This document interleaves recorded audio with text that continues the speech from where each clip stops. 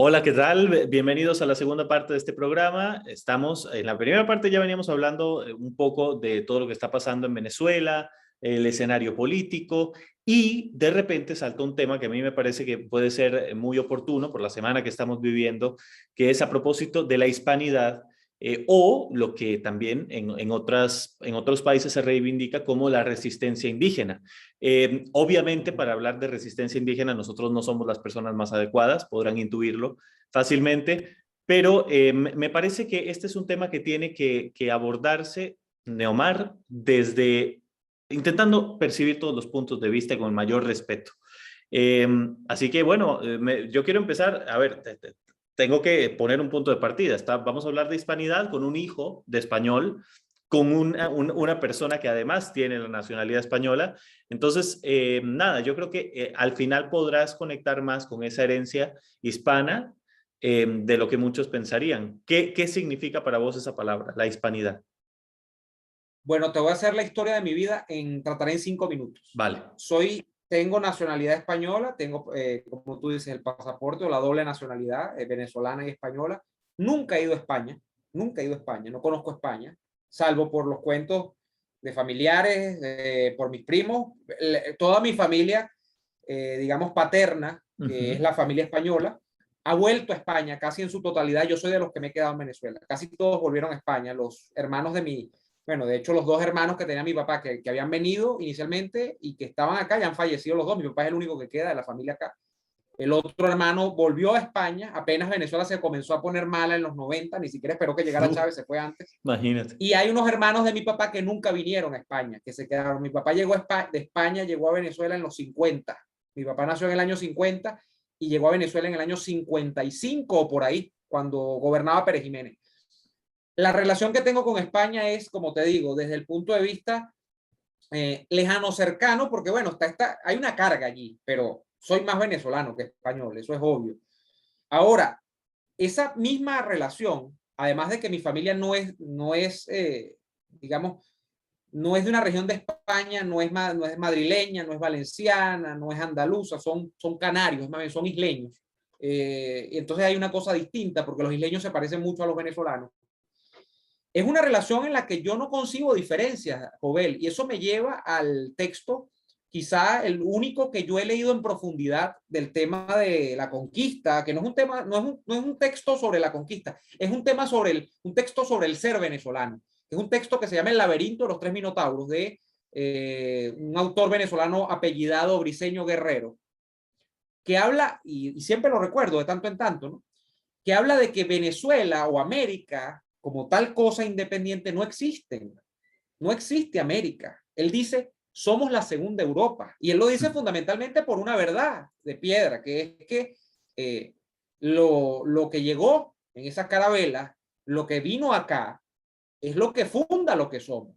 Allí no Sí. hay, mira, allí no hay pele, allí se puede hablar de la población, de los pueblos originarios, se puede hablar de la resistencia indígena, se puede hablar de lo que usted quiera, pero el proceso tan particular que tiene este lado del mundo, de América, que no es el mismo que el del norte de América, ese proceso de mestizaje, esa conquista que fue violenta, pero que creó instituciones también, esa conquista que fundió a indígenas con negros, con peninsulares, es lo que hace lo que somos. En el caso, por ejemplo, de Venezuela, yo te hablo por Venezuela, Venezuela se expresa muy bien eso. Hay otras Uh-huh. partes de América Latina o del sur de América donde quizá el componente étnico de los pueblos originarios está más cargado. Y puedo pensar en Bolivia, puedo pensar en el Ecuador, puedo pensar incluso hasta en el Perú, ¿no?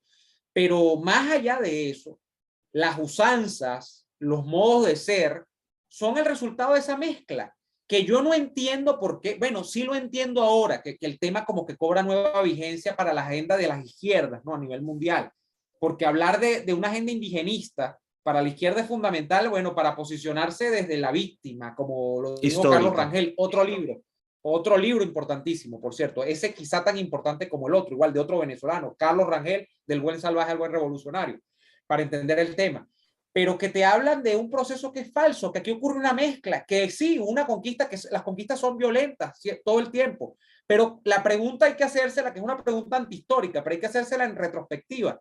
¿Qué hubiese sido de América, Jovel, si no llegan las carabelas y si no llega Colón. Sí. América hubiese logrado los niveles de desarrollo que logró luego, que son precarios, que tienen problemas, que todo. O sea, desde el punto de vista, ahí hablo de la América española, no hablo de la América, por supuesto, conquistada por los ingleses, que es el norte de América, que tiene un desarrollo industrial, pero importantísimo, también institucional también, pero que es distinto. Allá en una historia donde, por cierto, no hubo mezclas, Sí. donde lo que hubo Hubo fue, exterminio. allí sí, puro y pleno exterminio. Sí. Exterminio. Mira, entonces, eso.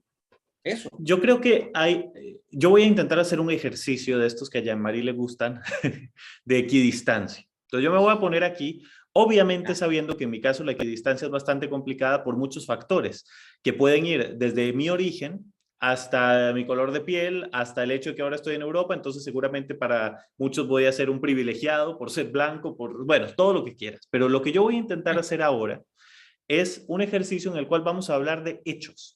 Entonces, hay hechos que son incontrovertibles. Uno de ellos, por ejemplo, es que la civilización azteca, vamos a ir en orden de aparición, porque obviamente la civilización azteca es mucho más antigua que la civilización española. Pero entonces, la civilización azteca fue un imperio enorme, indígena, que realmente para su época y para para el contexto en el que se encontraban, hizo estructuras imponentes, que muchas de ellas sobreviven hasta el día de hoy, muy a pesar de los españoles.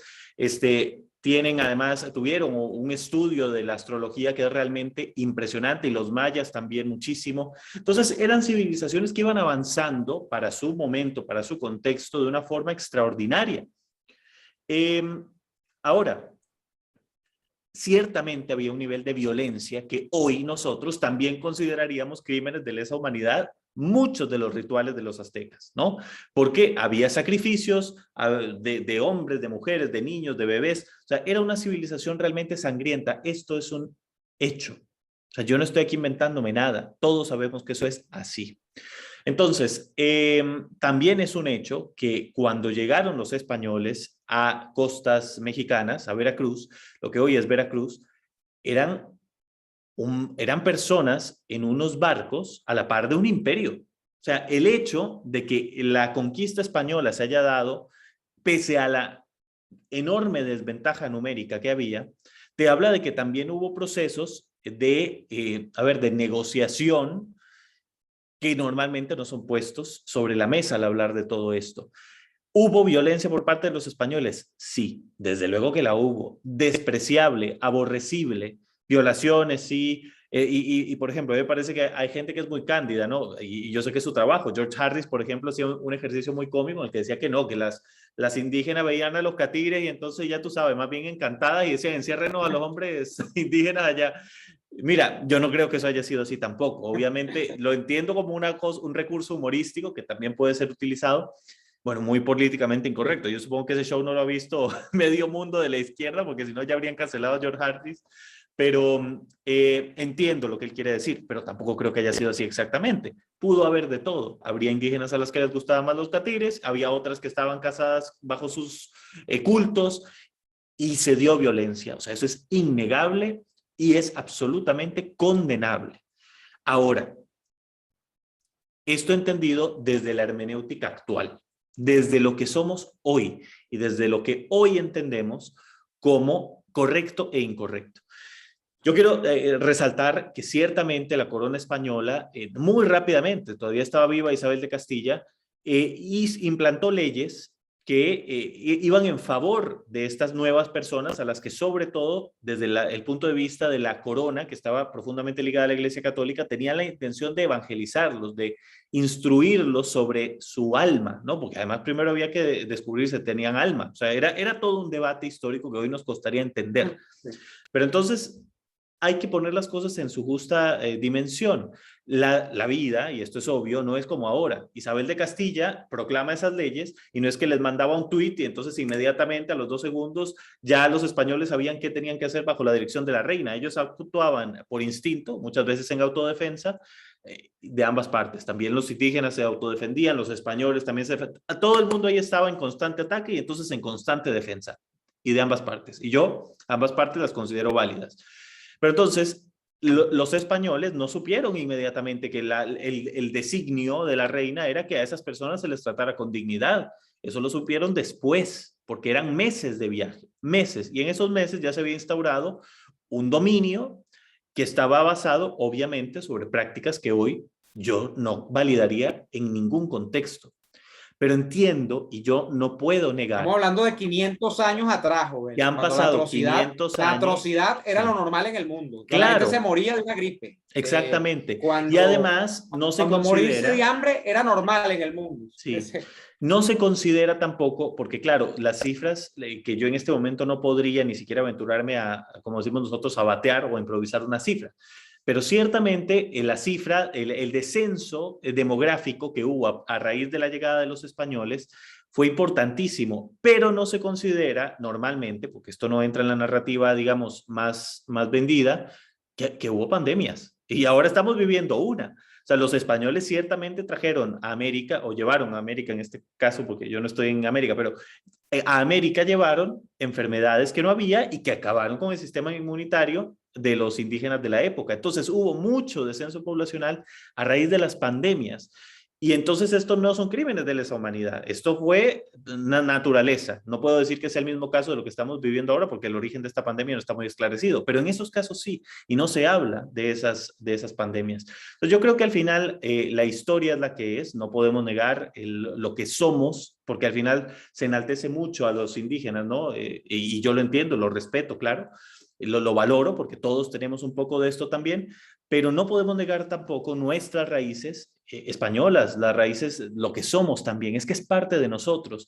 Y yo en la escuela siempre fui formado de una forma en la que incluso a mí me vestían de indígena, los 12 de octubre para el Día del Encuentro de Culturas, que así se le conoce en Costa Rica, y yo eso hoy no lo considero correcto, porque me parece un irrespeto. O sea, me parece un irrespeto que un pueblo que fue exterminado por gente que tal vez se veía un poco más como yo vaya ahí como un niñito disfrazado como ellos. Me parece un irrespeto a su cultura, porque yo respeto esas culturas.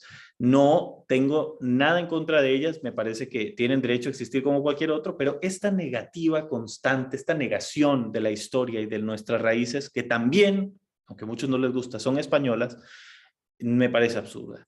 La historia, lo que somos, se lo debemos a cómo pasaron las cosas. Ahora podemos condenar todas las violaciones de derechos humanos, ciertamente, y decir, mira, si esto hubiera pasado hoy no lo aceptaríamos, pero yo creo que se caen exageraciones absurdas y López Obrador, Maduro son ejemplos de ello. Y yo no creo que el rey tenga que contestarle ninguna carta a nadie, ni pedir más perdón, porque ya se pidió perdón, lo han hecho los papas, lo han hecho los reyes de España a lo largo de la historia, y al final, tanto la Iglesia Católica como la Corona Española son instituciones que se van sucediendo históricamente, pero permanecen, ¿no? O sea, son una institución que vive a lo largo del tiempo. Si ya un rey de España pidió perdón, no tiene por qué hacerlo otro. Y si un rey de España, y si un papa ya pidió perdón, tampoco tiene por qué hacerlo otro. Ya ocurrió, las Y hay algo instituciones ya pidieron fundamental, perdón. joven. Sí, Hay algo fundamental. Median 500 años. sí, 500 años son literalmente no una vida, son unas vidas sí, vividas en torno a lo que representan las costumbres, los usos. O sea, por más que no te guste, entonces, ¿qué vas a hacer? Vas a hundir el continente y lo vas a hacer como la Atlántida, lo vas a, no sé, a reconfigurar a tu real gana, a tu real acomodo, a tu paraíso idílico soñado. O sea, ¿de qué estamos hablando? ¿Qué pueblo del mundo? Miremos a los japoneses, miremos a los propios chinos, miremos por supuesto, a los estadounidenses, a los alemanes. ¿Qué pueblo del mundo va a avanzar si no tiene una relación de hacer las paces con el pasado, de aceptar lo bueno y de aceptar lo malo de su pasado, sino que entonces lo que quiere es reescribirlo, exactamente. quiere una relación dilemática, que en este caso lo de Maduro, lo de López Obrador, tiene todas las miras de aprovechamiento político, y ni siquiera Claro. ninguna relación, digamos,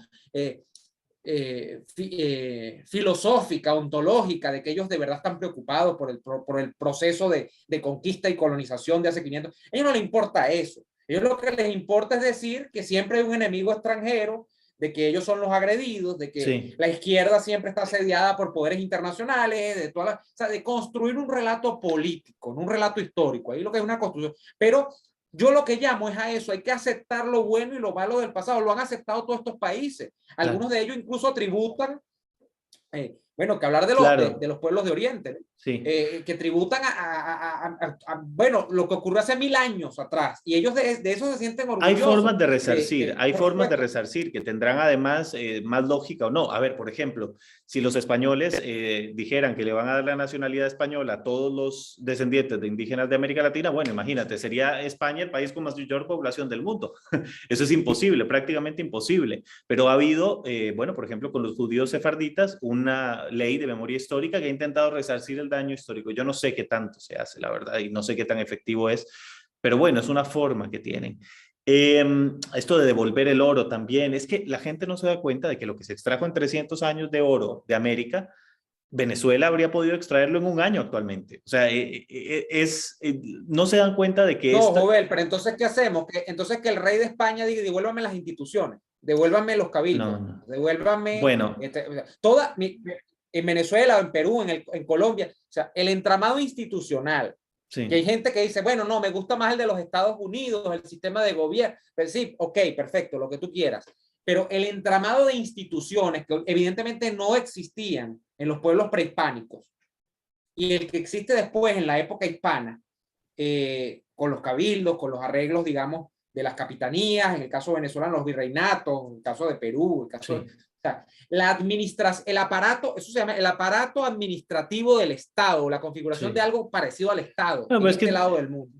estás O hablando sea, con enemigos del Estado, o sea, que quieren ok, destruir de fondo todas las claro, instituciones. Entonces, ahí, no, que quieren si tú acabar les con las dices, instituciones. Bueno, ojalá si tú acabaran les con el dices a Estado, ¿no? ellos Porque yo también estoy oro en o contra del Estado. instituciones, oro o Estado, pues es gente que quiere subvertir el Estado. Eso, a ver, para ellos eso no es Pero mira, argumento. es que es tan chistoso que Ujú. no perdamos de vista algo, de que dinamita la independencia Sí, en Venezuela y en Sudamérica. Bueno, en Venezuela y en Sudamérica la independencia la dinamita desde el punto de vista formal el hecho de que la corona española había caído en desgracia porque el señor Bonaparte había invadido el sí. imperio español y que eso había causado indignación dentro de las capas criollas dirigentes de la sociedad venezolana y es el argumento para romper con España, porque España o la corona en aquel momento no podía mantener el dominio de los territorios en este lado del mundo. No era una causa independentista per se, o sea, eso es otra cosa que no se dice. Claro, otros dicen, los historiadores dicen, ese fue el argumento para salir al paso y quitarse de encima a España. Para mí Pero eso, para el mí argumento es era, ¿cómo debatible. nace? Para- ¿Cómo nace la independencia? Con una junta conservadora de los derechos de Fernando VII, que era el sí. monarca antes de que ocurra el episodio de Pepe Botella y de todo esto de la invasión napoleónica, ¿no? Mira, yo Pero creo que es debatible y hay versiones ahí. Desafortunadamente, porque bien sabes que en Europa la hora de la cena es sagrada, entonces te tengo que ir. Pero hay algo con lo que yo quisiera cerrar, porque el otro día lo pensé y dije, mira qué gran ejemplo. Angela Merkel, que está de salida, fue a una visita a Israel y se reunió con el primer ministro israelí y renovó el compromiso que tiene Alemania con Israel y la defensa de Israel.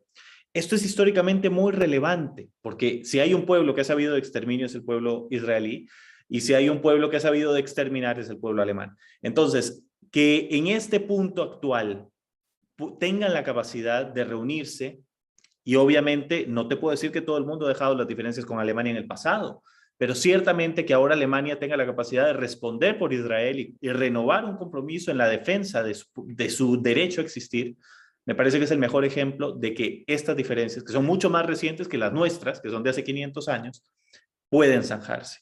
Entonces, nada, con eso yo quisiera despedir hoy el programa y les pido una disculpa por terminarlo abruptamente.